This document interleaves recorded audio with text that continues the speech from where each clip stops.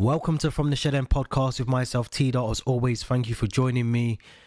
Before we get into the content, make sure you like, share, subscribe, all of the content that's on YouTube at the moment. And also, don't forget, we've got our podcast on Apple and Spotify. So again, make sure you are on Apple or Spotify, and you should be able to find us From the Shed End on there as well. Listen to all our episodes. We're on episode 50 at the moment, so it's a big milestone for us, and we appreciate everyone that is listening to our episodes at the moment. But let's get into it, because we're talking about Chelsea legend, manager, of course, ex-manager Frank Lampard, who is imminently going to be appointed Everton's new manager after the sacking of Rafa Benitez. Now, obviously, Rafa taking a job at Everton, big mistake, I suppose. When we look back on it, it was a massive mistake for Rafa on the board. They clearly got that wrong. Was never a fan favourite.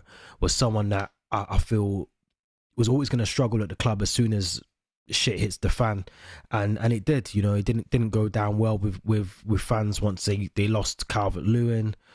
Solomon Rondon comes in, Luca Dina moves to Aston Villa. There was a lot of rumblings that there were things that weren't right at the club, and obviously it came to a head when Rafa gets sacked. But Frank Lampard going in, obviously, is a massive appointment. This feels like the job that he should have had prior to the Chelsea job, and that step up from Championship football to the Premier League. This is a job that would potentially have suited Frank Lampard.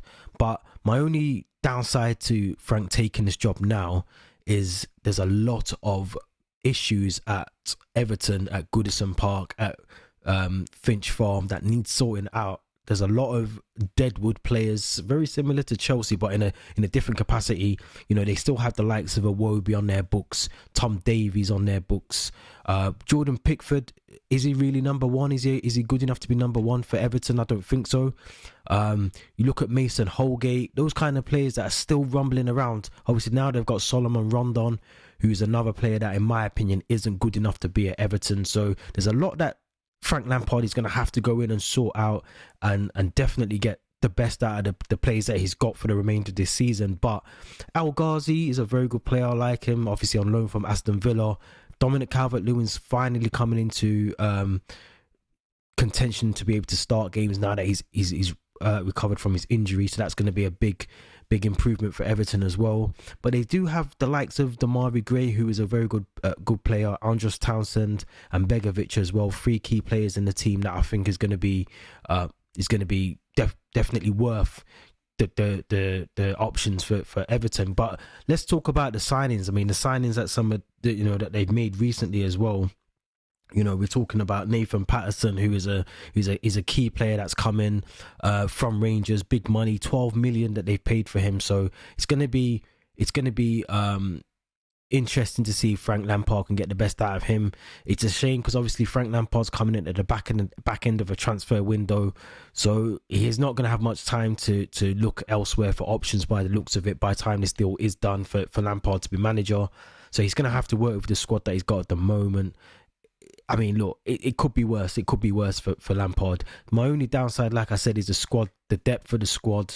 And it looks like the managers don't get enough time at Everton as well. So it's going to be difficult, I think, for Lampard to start off with. But the key bonus for Lampard is that he has got the likes of his pulling power in terms of his reputation at Derby, at Chelsea as well. He's able to bring in and hopefully attract some of the players that, you know, other clubs are not getting the games. You look at Chelsea at the moment, Ross Barkley, Ruben Loftus-Cheek, even Kepa, who might be, you know, on his way, seems to have increased his value under Thomas Tuchel again. These are players that might actually fit into an Everton team. A Baba Rahman as well, Kennedy. These kind of players might actually get a game at Everton. So it'd be interesting if Lampard does come in and try and raid a bit of the Chelsea deadwood that's there at the moment. That is probably going to be good wood for Everton. So we'll have to see. But obviously, it's good to see him back in the Premier League if he does get the job.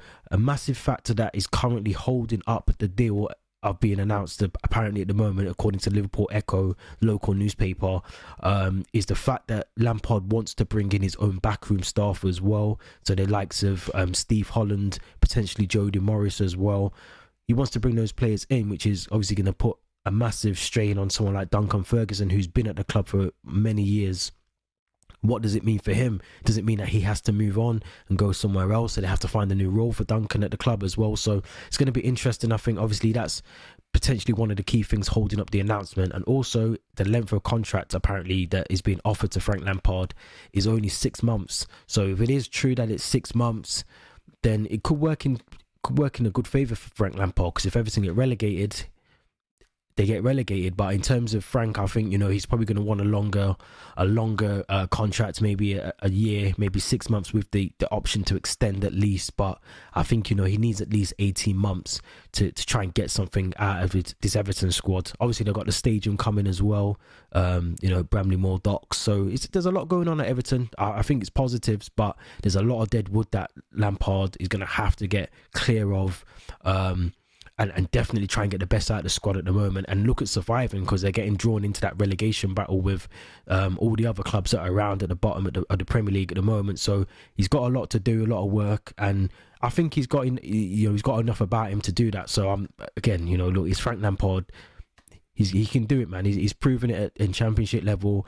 He done very well at Chelsea. We have to forget that he got us top 4 with no transfer budget. Transfer ban was in place. He still managed to get top 4, which was the objective. He also got us, you know, a good lengthy part of the Champions League before Tuchel took over. He was part of the reason why we got out of the group stages. So there's a lot of things that we have to credit Frank Lampard for while he was at Chelsea as well. And we have to look at his time at Derby. You know, it's a lottery when you get to the playoff final. It's just who wants it more on the day. So, you know, I don't think we can criticise his route to management at the moment. But for me personally, this is a job that Frank Lampard should have had before the Chelsea job. But it is what it is.